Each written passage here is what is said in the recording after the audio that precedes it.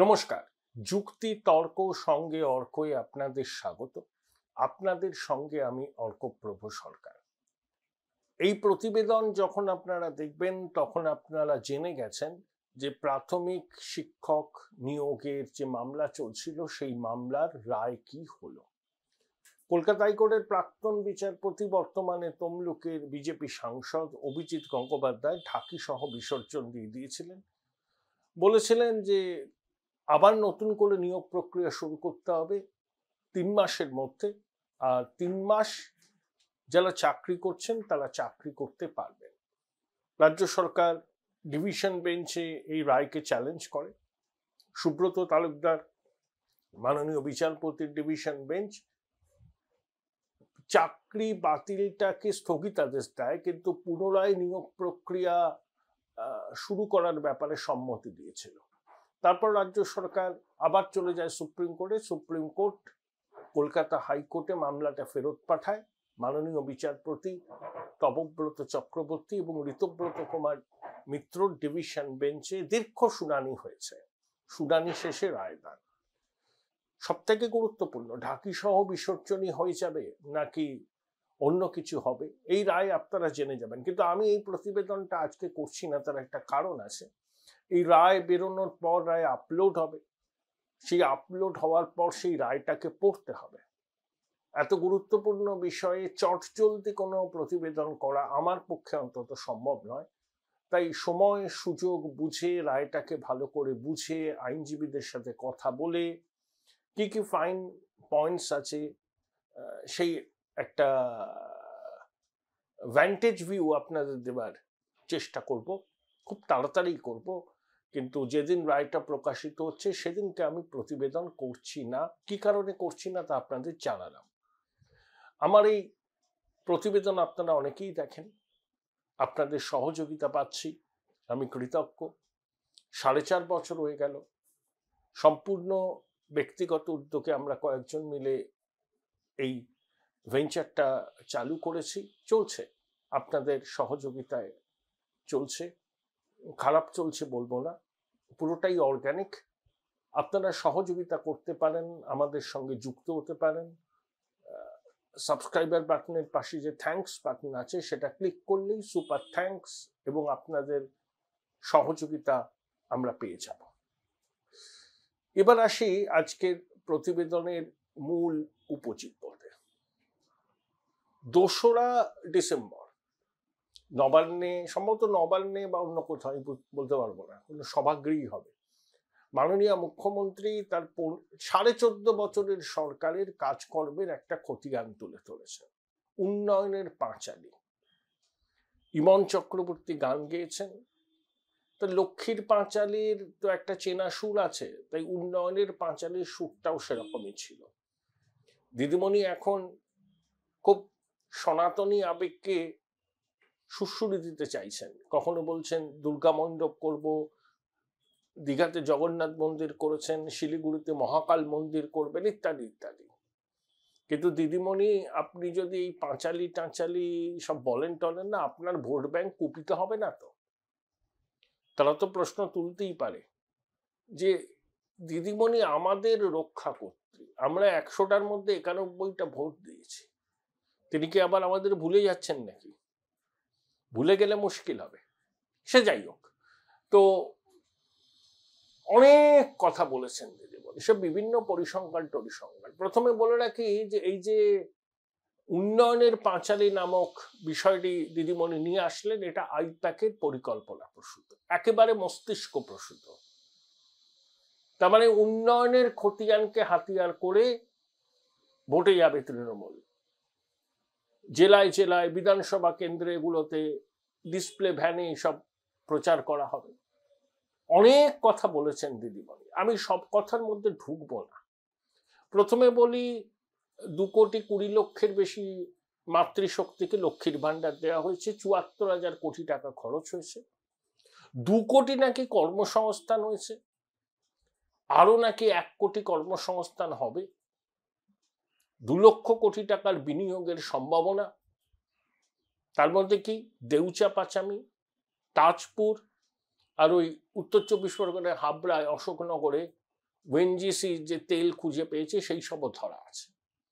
এখন প্রশ্ন হলো, এই 2 কোটি যে কর্মসংস্থান হয়েছে বলে মুখ্যমন্ত্রী দাবি করছেন, এটা কোথায় হয়েছে?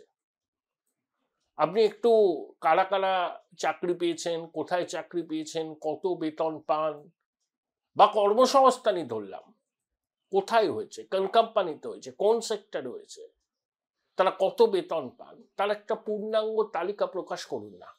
নাম, পরিচয়, ঠিকানা, সংস্থার নাম দিয়ে। চ্যালেঞ্জ করছি, পারবেন না, কারণ এই তথ্য জল মেশানো তথ্য। 14.5 বছরে 2 কোটি কর্মসংস্থানের দাবি করছেন মুখ্যমন্ত্রী, আর যেখানে সরকারি পদ ফাঁকা পড়ে রয়েছে। স্থায়ী নিয়োগ এই সরকারের অভিধানেই নেই, সব কন্ট্রাকচুয়াল। শিক্ষকদের পদ ফাঁকা পড়ে রয়েছে, পুলিশে পদ ফাঁকা পড়ে রয়েছে, সিভিল অ্যাডমিনিস্ট্রেশনে পদ ফাঁকা পড়ে রয়েছে। তার মধ্যে দিদিমণি 2 কোটি কর্মসংস্থানের গল্প ফাঁদলেন।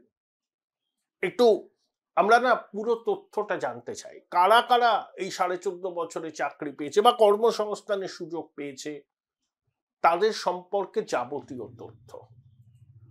শিল্পে এগিয়েছে, পরিকাঠামোয় এগিয়েছে, কৃষকদের সহায়তাতে এগিয়েছে রাজ্য, স্বাস্থ্য, শিক্ষা, সবকিছুতে নাকি বাংলা দেশের কাছে মডেল। অবশ্যই মডেল। তো এখানে তো চাকরিগুলোকে বিক্রি করা হয়েছে না নিলামে। 2016 সালের এসএসসি, সুপ্রিম কোর্ট বলছে গন্ধ বেরোচ্ছে নিয়োগ থেকে।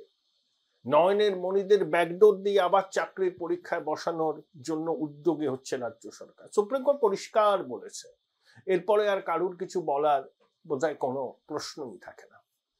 এই যখন মুখ্যমন্ত্রী লম্বা ফিরিস্তি দিলেন, রাজ্যসভায় শ্রমিক ভট্টাচার্যের একটা প্রশ্নের উত্তরে কেন্দ্রীয় সরকার জানিয়েছে, জুলাই থেকে সেপ্টেম্বর এই 3 মাসে 207টি সংস্থা এখান থেকে পাট্টারি গুটিয়েছে। আর 2011 থেকে এই 2025 সেপ্টেম্বর পর্যন্ত 6895টার মতো সংস্থা এখান থেকে পাট্টারি গুটিয়েছে। তার মধ্যে 480টি সংস্থা শেয়ার বাজারে নথিভুক্ত। ভারতবর্ষে যে বিদেশি বিনিয়োগ এসছে সাম্প্রতিক অতীতে, তার 1% কম এসছে পশ্চিমবঙ্গে। এটা বাস্তব, এটা তথ্য। এই যে বেঙ্গল গ্লোবাল বিজনেস সামিট হয় ফি বছর ঘটা করে, 7th এডিশন হয়ে গেছে, 19 লক্ষ কোটি টাকার বিনিয়োগের প্রস্তাব হয়েছে। দিদিমণি একটু বলুন না, কত কোটি টাকার বিনিয়োগ বাস্তবায়িত হয়েছে, কত কর্মসংস্থান হয়েছে? আপনি শেষ কোথায় কারখানার ভিত্তিপ্রস্তর স্থাপন করেছেন? আপনার হাসি মুখের ছবি তো আমরা দেখলাম না। বিড়লা পাশে রঙের কারখানার উদ্বোধন করবেন খড়গপুরে, খুব আহ্লাদিত ছিলেন, কিন্তু শেষ পর্যন্ত সেটা হলো না, হবেও না। এই রাজ্য শিল্পপতিদের গন্তব্য নয়। শিল্পপতিরা বেঙ্গল গ্লোবাল বিজনেস সামিটে আসবেন, ভালো ভালো কথা বলবেন, কিন্তু যখন বিনিয়োগ করার প্রশ্ন আসবে তখন তারা গিয়ে মহারাষ্ট্রে করবেন, গুজরাটে করবেন, আসামে করবেন, উড়িষ্যায় করবেন। আসলে শিল্পপতিরা এখানে আসলে গঙ্গা দাস, দিল্লিতে থাকলে যমুনা দাস। এবং শিল্পপতিরা একটা জিনিস খুব ভালো বোঝেন, তারা যত সুন্দর সুন্দর কথাই বলুন না কেন, তারা জানেন কোথায় বিনিয়োগ করলে তাদের বিনিয়োগ সুরক্ষিত থাকবে, এবং শিল্প বান্ধব সরকার থাকলে তারা অনেক সুযোগ সুবিধা পাবে। শিল্পপতিদের ইনসেন্টিভ স্কিমে বাতিল করে দিয়েছে এই সরকার। তাহলে এই সরকার কি আদৌ শিল্প বান্ধব? এই প্রশ্নটা শিল্প মহলে কথা বললেই বুঝতে পারবেন, আমি কোনো নতুন কথা বলছি না। তাও মুখ্যমন্ত্রী দাবি করেছেন 2 কোটি কর্মসংস্থান হয়েছে। আসলে আইপ্যাকের সাজানো চিত্রনাট্য মুখ্যমন্ত্রী খুব কায়দা করে বলেছেন। উনি তো মানুষকে বিভ্রান্ত করতে ভালোবাসেন, তথ্যের জাগলারি করেন। তো এটা উন্নয়নের পাঁচালী না ঢপের পাঁচালী, এটা জনগণ বিচার করবে। 2011 সালে ক্ষমতায় আসার সময় তিনি বহু প্রতিশ্রুতি দিয়েছিলেন। তার মধ্যে এমপ্লয়মেন্ট ব্যাংক, যুবশ্রী, বেকার ভাতা একটাও হয়েছে? শুভেন্দু অধিকারী বলেছেন যে 294টা কেন্দ্রে গিয়ে বিজেপির বিধায়করা, নেতারা চার্জশিট দেবে যে কোন কেন্দ্রের জন্য মুখ্যমন্ত্রী কি প্রতিশ্রুতি দিয়েছিলেন, সেটা কতটা রূপায়িত হয়েছে। আপনি আইপ্যাকের চিত্রনাট্যকে সামনে রেখে উন্নয়নের পাঁচালি পড়লেন। আসলে অনেক তথ্যই জল মেশানো। আপনি বললেন আমরা সবাইকে দিই কন্যাশ্রী, এই লক্ষ্মীর ভান্ডার, কোনো বাদ বিচার করি না। আপনি সবাইকে দেবেন কেন? আমি শুনলাম যে কাঞ্চন মল্লিকের স্ত্রীও নাকি লক্ষ্মীর ভান্ডার প্রাপক। তার কি দরকার? উচ্চ পদে চাকরি করে, সম্ভ্রান্ত পরিবারের গৃহবধূ, তাদেরও দরকার লক্ষ্মীর ভান্ডার। যাদেরকে দেওয়ার তাদেরকে দিন, যাদের সত্যি দরকার তাদেরকে দিন। সরকারি টাকা মানে আমাদের করের টাকা দিয়ে দান খয়রাতি করবেন না। টার্গেট বেনিফিশিয়ারিকে দিন, যাতে লাভ হয়, তারা একটু সুরাহা পায়। এতে মহিলাদের সশক্তিকরণ বা আত্মমর্যাদা বাড়তেই পারে। আমি লক্ষ্মীর ভান্ডারের বিরোধী নই, কিন্তু আমি চাই যাদের দরকার সেই উপভোক্তাদের দেয়া হোক, সবার জন্য নয়। এতে অপচয় হয়। সেই টাকা বাঁচলে পরে আপনি স্থায়ী সম্পদ, পাকা নিয়োগ এগুলো করতে পারতেন। লক্ষ্মীর ভান্ডারকে সামনে রেখে আপনি তিনবার ভোট বৈতরণী পেয়ে রয়েছেন, কিন্তু বারবার এক জিনিস হবে না। যে সরকারই আসবে ক্ষমতায়, তারা কিন্তু এই ধরনের সামাজিক প্রকল্প বন্ধ করবে না। এটা মাতৃশক্তি জানেন। ওই লক্ষ্মীর ভান্ডারের এফেক্টটা ডিসকাউন্টেড হয়ে গেছে। কেন্দ্রীয় বঞ্চনা, কত 1,87,000 কোটি টাকা কেন্দ্র দেয়নি, আটকে রেখেছে হিংসুটে ইত্যাদি বলেন। তো নরেন্দ্র মোদী সরকারের দাবি 2014 থেকে এখন পর্যন্ত তারা 8 লক্ষ কোটি টাকা দিয়েছে পশ্চিমবঙ্গে। এখন তো শুনলাম 100 দিনের কাজ আবার চালু হবে, কিন্তু ওই আদালত তো এটা বলেছিল রেট্রোস্পেক্টিভ নয়, প্রসপেক্টিভ এফেক্টে, এবং প্রকৃত উপভোক্তারা যাতে মজুরিটা পান সেটা নিশ্চিত করবে কেন্দ্রীয় সরকার। এমন মেকানিজম তৈরি করা হবে যাতে সরাসরি উপভোক্তারা, মানে যারা কাজ করেছেন 100 দিনে, তারা মজুরিটা পান। পশ্চিমবঙ্গের জন্য আলাদা আইন বা আলাদা নিয়ম কেন্দ্রীয় গ্রামোন্নয়ন মন্ত্রক তৈরি করবে, সেই অধিকার তাদের দিয়েছে আদালত। কত বড় লজ্জার বিষয় বলুন তো। সারা ভারতবর্ষে এক নিয়ম, আর পশ্চিমবঙ্গের জন্য যদি আলাদা নিয়ম হয়, তাতে লজ্জায় আমাদের মাথা হিট হয়ে যায়। আদালত রাজ্য সরকারের গালে 82 শিক্ষার চর মেরেছে, তাও তৃণমূল বলছে কেন্দ্রীয় সরকারকে মারল। আদালত কি বলেছিল? কেন্দ্রীয় সরকারকে দিতে হবে প্রসপেক্টিভ, রেট্রোস্পেক্টিভ বলেনি। যে টাকা উদ্ধার হয়েছে সেটা ওই পেন কেন্দ্রীয় সরকারের তহবিলে, কনসলিডেটেড ফান্ড অফ ইন্ডিয়াতে জমা করতে হবে এবং দুর্নীতিবাজদের বিরুদ্ধে ব্যবস্থা নিতে হবে। আর কেন্দ্রীয় সরকারের কাছে ক্ষমতা থাকবে এমন কোনো পদক্ষেপ নেওয়ার পশ্চিমবঙ্গ কেন্দ্রিক, যাতে উপভোক্তারা সরাসরি তাদের মজুরিটা পান। এটা আপনাদের জয়। Join Indian Institute of Hotel Management now. Right choice, right decision. আসলে মিথ্যার বেশাতি করতে করতে এবং তথ্যের জাগলারি করতে করতে এই সরকার দিনকে রাত করে, রাতকে দিন করে, এবং পেশাদার সংস্থা নানা জায়গা থেকে তথ্য সংগ্রহ করেছে, সেই তথ্যে জল মিশিয়ে একটা রোজি পিকচার তুলে ধরে মানুষকে বিভ্রান্ত করতে চাইছে। আপনি তো একবারও বললেন না যে নিয়োগ দুর্নীতির কথা, আপনার সরকারের অপদার্থতার জন্য 26,000 লোকের চাকরি বাতিল হলো, একবারও তো বললেন না। আপনার ভাষায় দ্বিতীয় সবুজ বিপ্লবের নায়ক বালু মল্লিক খাদ্য চুরি করে জেলে গেছিল, পুরো নিয়োগ দুর্নীতি, সব জায়গায় দুর্নীতি, বললেন না তো। এটাও তো অ্যাচিভমেন্ট এই সরকারের, চৌর্যবৃত্তির সাম্রাজ্যকে প্রতিষ্ঠা করা, এটা একটা অ্যাচিভমেন্ট। আবার নতুন করে বিভ্রান্ত করছেন মানুষকে। সামাজিক প্রকল্প আপনার 94টা আছে আমরা জানি, জন্ম থেকে মৃত্যু পর্যন্ত আছে সেটাও জানি। শুধু সামাজিক প্রকল্প একটা সরকারের উন্নয়নের খতিয়ান হতে পারে না।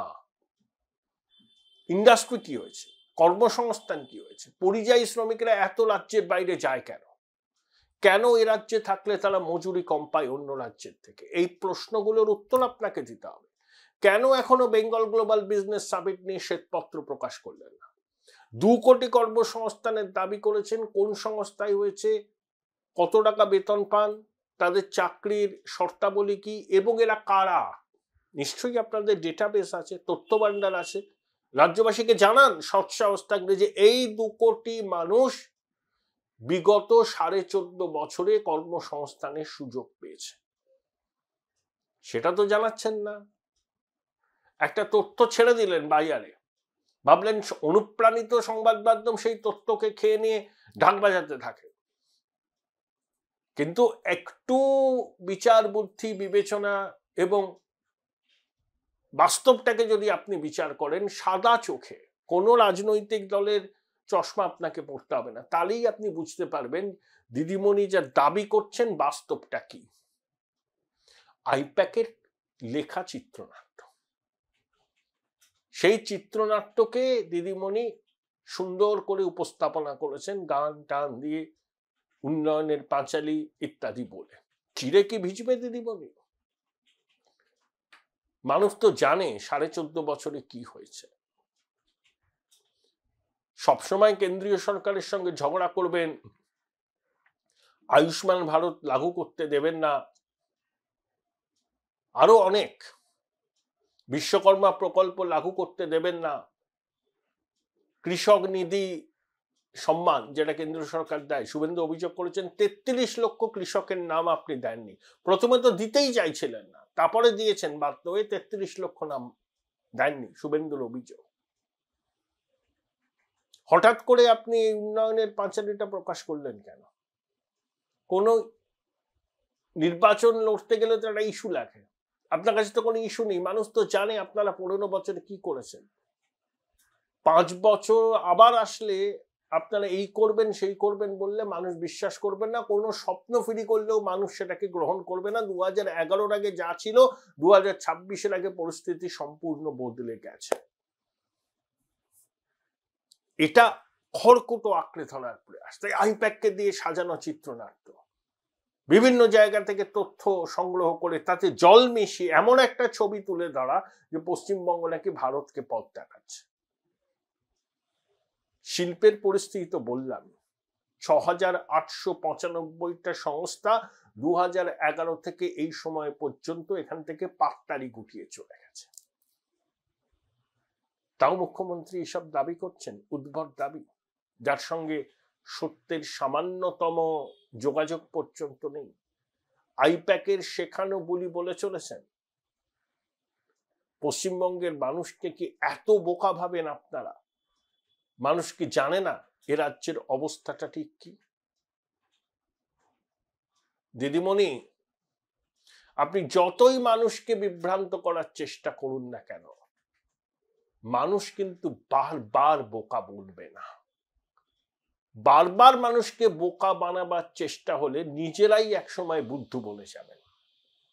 দেখা যাক বাংলার মানুষ আপনার উন্নয়নের পাঁচালীকে কিভাবে গ্রহণ করে।